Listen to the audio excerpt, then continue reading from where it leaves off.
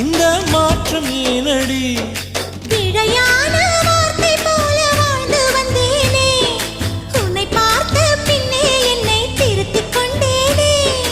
புரியாத கவிதை போல வாழ்ந்து வந்தேனே, அவையாவும் முந்தன் கண்ணில் அர்த்தம் கண்டேனே.